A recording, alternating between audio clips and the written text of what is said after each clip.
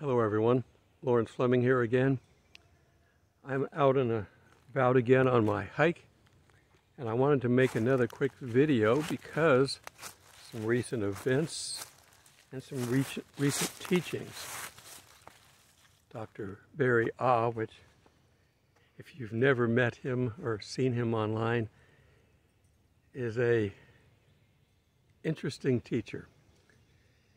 He's very good. His knowledge of the Bible is excellent, but his method of teaching is entertaining. Okay.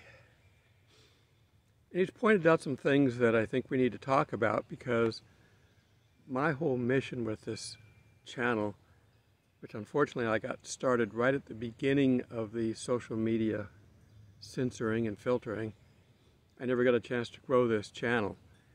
In the very beginning, it was growing really fast. I was picking up followers. I was getting 1,000 or more views.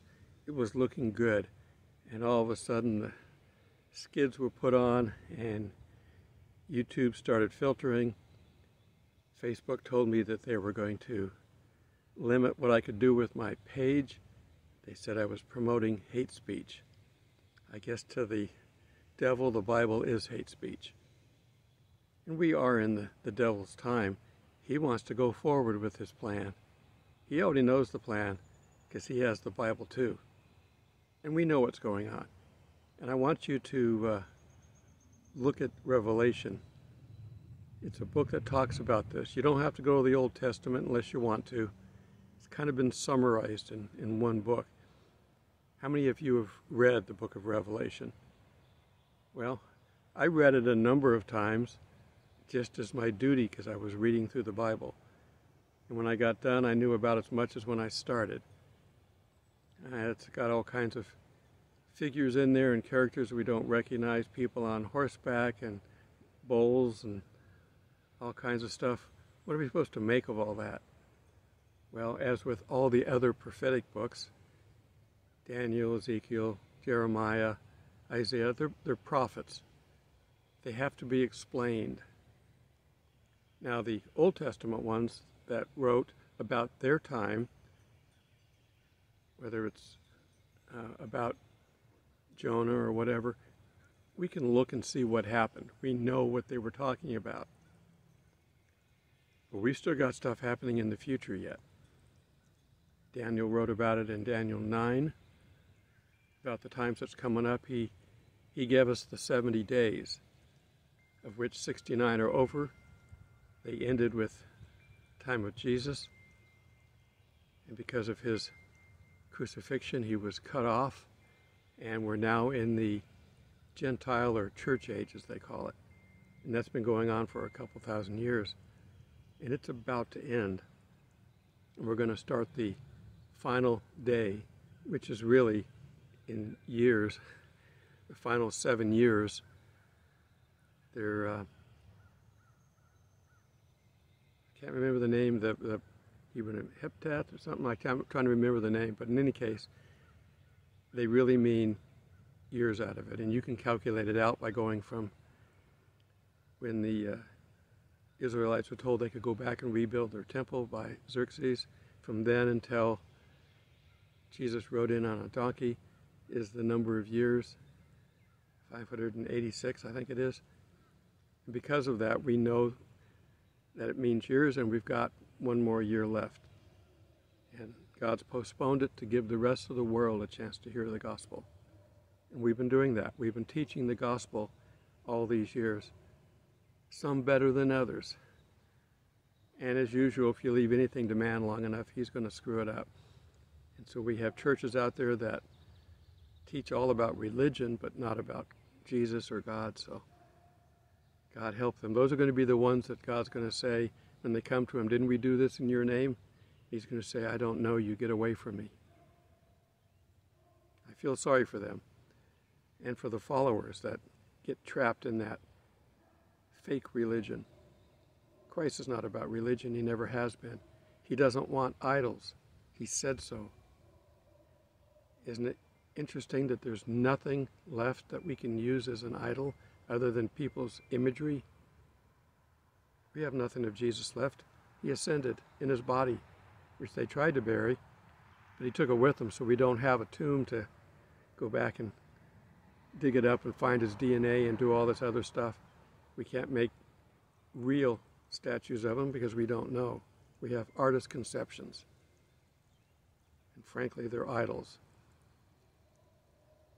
So in any case, let me hit my button here for a second. There we go. So anyhow, my job has always been to warn people, to prepare the way, sort of a modern day John the Baptist. Although don't associate me with any of his virtues, I just have a similar task, to warn people that we're in the days, the end days, and the coming of the Lord is at hand. So prepare yourself. It's been likened that the church is like the bride, a Galilean bride, and that we're waiting for our groom to come and get us and to lift us up. I like that picturesque view. Some don't believe it, but I do. But it doesn't matter. This end time stuff, there's a lot of different opinions on it because they're letting man put their voice into it instead of the Spirit of God. And also it's very big, so which side of the elephant are we looking at? Maybe the other people describing it are describing it accurately, just as we are. So anyhow, the book of Revelation, written by John, and we know that. The last part of the Bible is, we've got 1st and 2nd John, the little book of Jude in there, and then Revelation. And I'm going to have to put my glasses on because I'm reading in this small study Bible. A study Bible is what you need to have to read the Bible if you're going to seriously dig into it. And the book of Revelation is complicated. You shouldn't read the book without help. Obviously, the Spirit is necessary. And we're told in Daniel that, don't open the book until the end times because it's not meant for the people of the day, the part that's talking about this, and that's correct. So don't open it until you're ready. Get the Spirit to teach you and find an instructor that knows it. Dr. John Barnett is a really good instructor. Discover the Bible, something or other, I forget his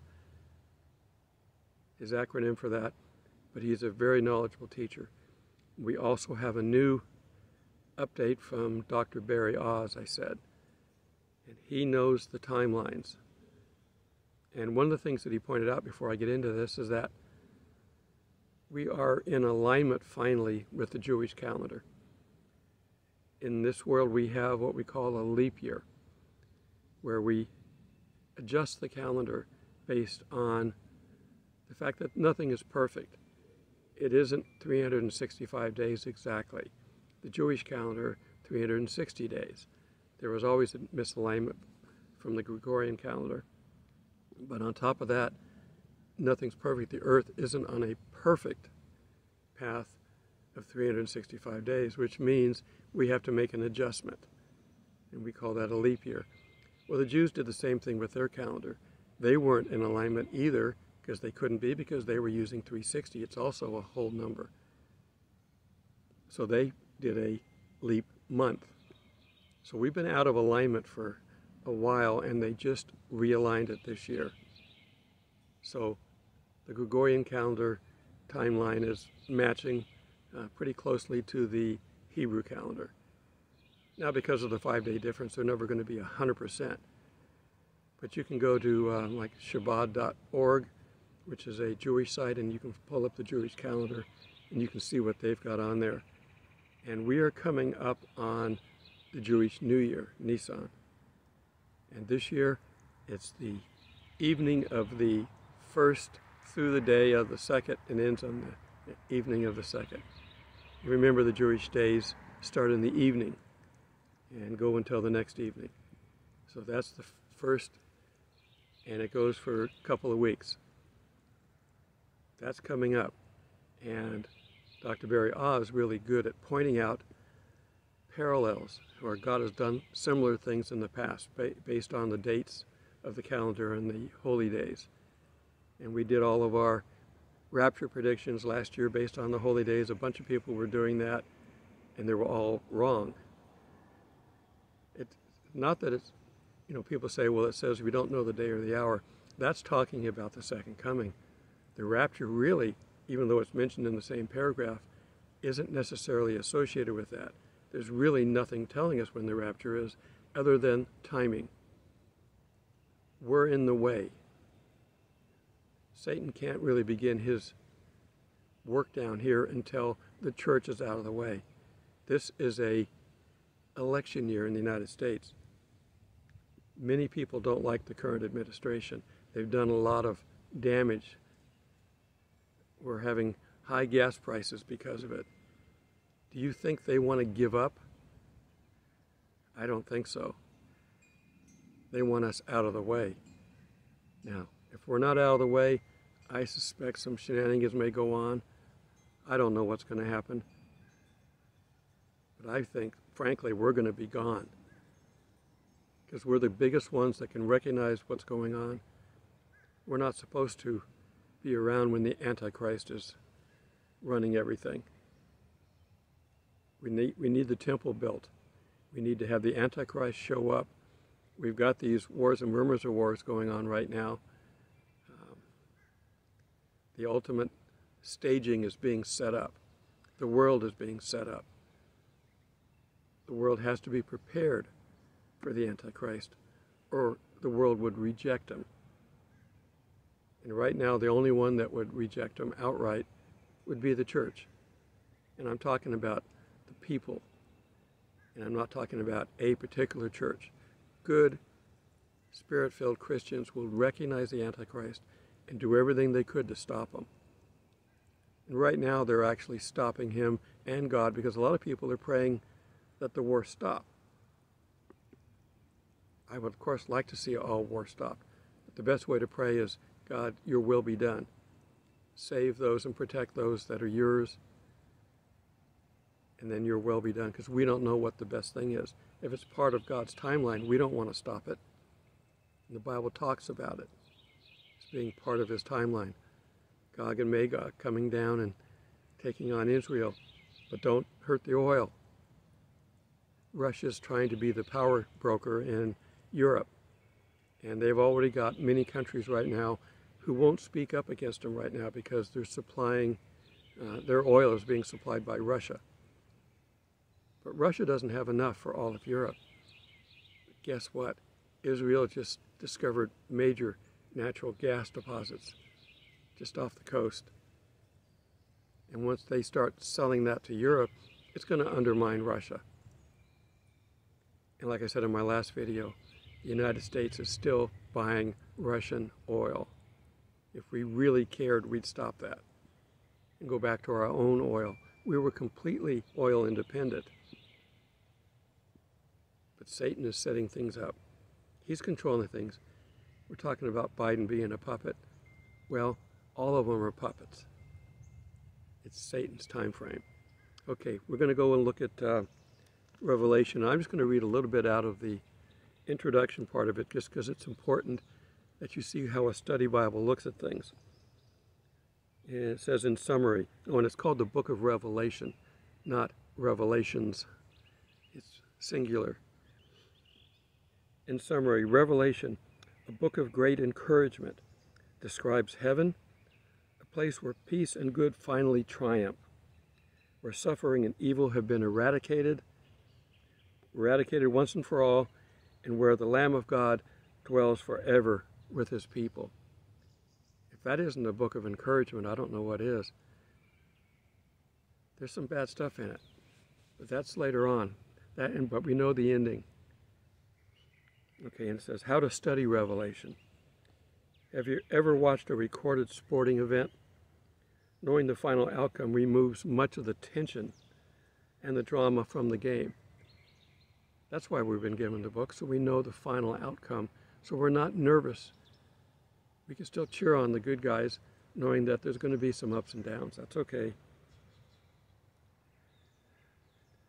Has someone slipped in and told you the ending of a movie before you see it in the theater? Sometimes we want to know the ending. Other times we don't. But in both cases, the anticipation takes on a different tone when we know the ending. See, that's what Revelation is about. Okay. Let's take a look now at the first paragraph in Revelation, and this gives you all you really need to know about what it is and why it's there. Chapter 1, verse 1. The revelation of Jesus Christ, which God gave him to show his servants, things which must shortly take place, and he sent and signified it by his angel to his servant John. So it's written by John, and it's the revelation of Jesus Christ, who bore John, servant John, who bore witness to the word of God and the things that he saw. Blessed is he who reads and those who hear the words of this prophecy and keep those things that are written in it, for the time is near. Now, granted, this was written, a couple thousand years ago, roughly, but in God's timeline, that's nothing. So it's there for us. So we know what's going on, so we get our information so that we're not afraid. We're not going to live through the book of Revelation. Christians aren't. The world is. And there's going to be major disasters, plagues. We've got a potential asteroid, potential nuclear war. We're not sure about the picturesque part of it, but we know that what's coming is going to basically shake the world. It says that if it wasn't shortened, Jesus says that if the time wasn't shortened, nobody would live through it. So it's coming bad, and we're almost there, which means we may also be very close to the rapture. With the first of Nissan coming up on April 1st at the end of the day, which, interesting enough, is April Fool's Day.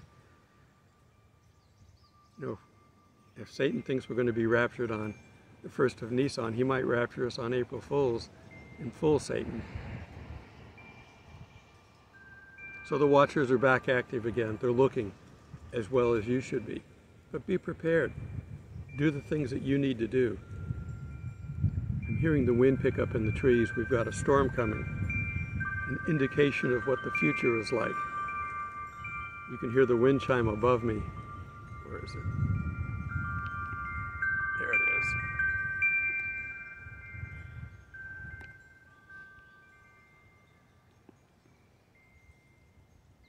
But I want you to not be afraid. And that was one of the greatest things that God told many times in the Bible. Don't be afraid. For I am with you. We're his children. You don't get your children into danger and not protect them. So keep looking. We should be seeing something fairly significant soon.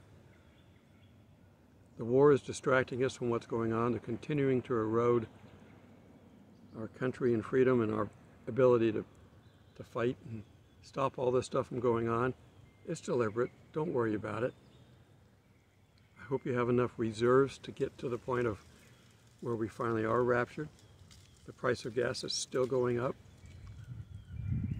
It's in some areas $6, some areas still $5. I think we reached $4 yesterday here in where I live in Georgia.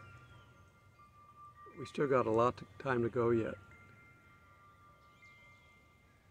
If people like Dr. Barry are correct, we may only have 3 weeks, but you still got 3 weeks. It can go up $2 in that time frame.